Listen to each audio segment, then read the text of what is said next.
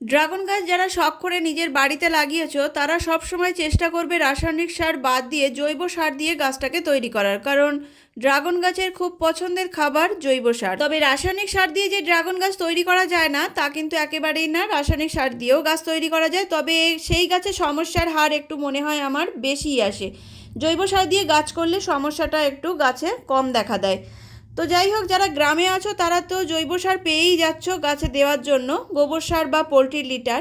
তবে যারা শহরে আছো, নিজেদের বাড়িতে ড্রাগন গাছ করছো, তারা কিন্তু জৈব সার খুব একটা ভালো পাচ্ছ না। অনেকেই কমেন্ট করছো যে দিদি আমরা শহরে আছি, আমরা তো জৈব সার পাচ্ছি না, তো আমরা কি ব্যবহার করতে পারি। তো তাদের জন্য বলবো তোমরা অনলাইন থেকে কেঁচো সার অর্ডার করে নিতে পারো। কেঁচো সার দিলেও কিন্তু সেম জৈব সারেরই কাজ করবে। একটু কষ্ট করলে তোমরা নিজেদের বাড়িতেও জৈব সার তৈরি করতে পারো, তবে সেটা কিভাবে তৈরি করতে পারবে তার ভিডিও শেয়ার করব। রেগুলার ভিডিওগুলো দেখতে থাকো, তাহলে অবশ্যই জানতে পারবে।